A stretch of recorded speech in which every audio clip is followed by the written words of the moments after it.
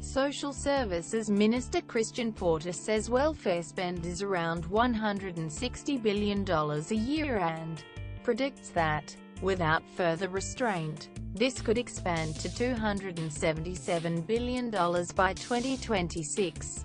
Luckily for them, our neighbors just over the ditch have given us the blueprint for a major reform to Centrelink, when their investment model welfare system in 2012. If Australia adopts the Kiwi solution, it will drastically overhaul how people access benefits.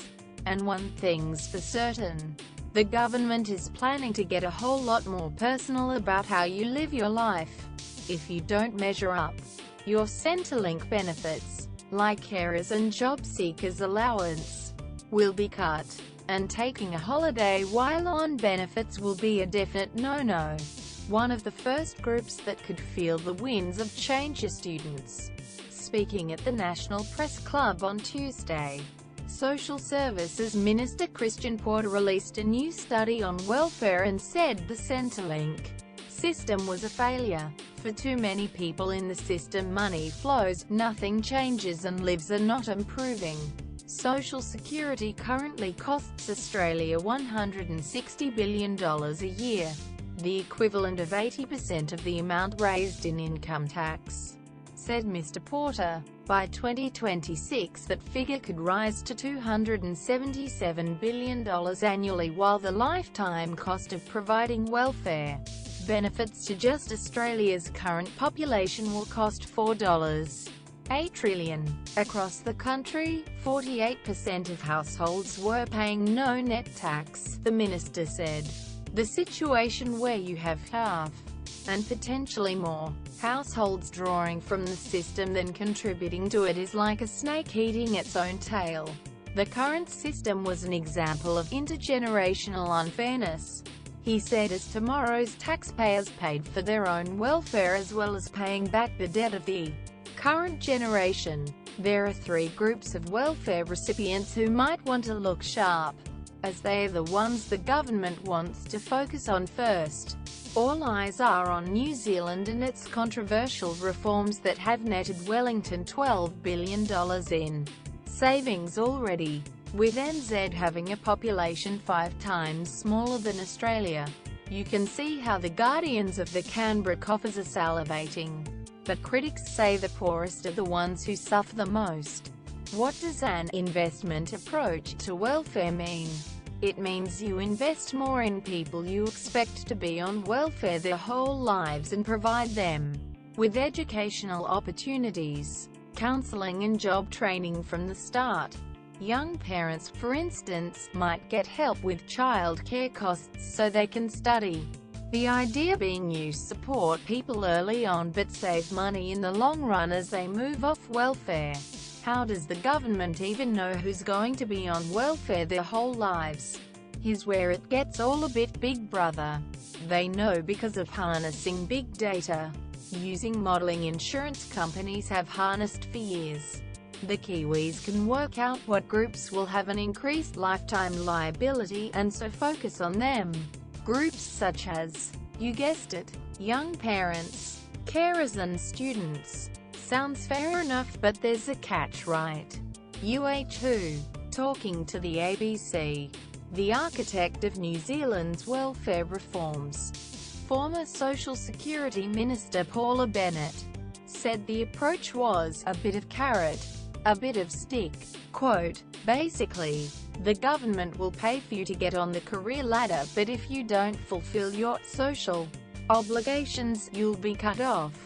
Social obligations? They sound sinister. These are the rules you need to follow to get your Centrelink payments. And there are lots of them. If you're an adult on benefits in NZ, you need to spend 30 hours a week looking for work. You need to take any job offer that is suitable, attend training courses and even pass drug tests. Wanting an overseas holiday? Don't even think about it. This is breaking the rules. And if you don't meet your social obligations, say sayonara to Centrelink. If you don't take up an offer of work, that's 13 weeks of payments forfeited. If you don't pass 2 drugs tests in a row, that's another 13 weeks gone. What about students? Students are allowed to complete their courses, but once they're done they're treated the same as any adult on welfare. To keep benefits, they have to treating getting a job as a job. What's Australia's plans? First up, Minister Porter said the government would plough $98 million in a try, test and learn fund. The details of this are a bit scant, but Mr. Porter said it was a BYO ideas lot of cash to encourage the non-government sector, including private companies, to come forward with ideas to transition people into employment. But does it work? Depends how you look at it. Wellington loves the program due to the billions it saved, but critics aren't so sure, saying its main metric is simply moving people off benefits. This can ignore the quality of work people are getting and the value of their unpaid work.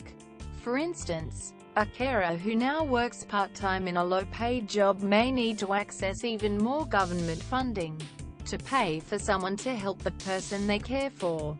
Meanwhile, in Auckland, homeless rates are said to have skyrocketed as people who failed to meet their social obligations lost all their government support. Will it happen in Australia? Already a key crossbencher, Nick Xenophon, has thrown some suggestions into the ring, saying Australian farmers struggling to find fruit pickers should be able to hire people on the dole. But a wide-ranging reform like this getting through a stable parliament in New Zealand is one thing. Passing Australia's almost hung parliament will be a whole other struggle. News.com. Ours privacy policy includes important information about our collection, use and disclosure of your personal information, including to provide you with targeted content and advertising based on your online activities. It explains that if you do not provide us with information we have requested from you, we may not be able to provide you with the goods and services you require. It also explains how you can access or seek correction of your personal information, how you can complain about a breach of the Australian privacy principles, and how we will deal with a complaint of that nature.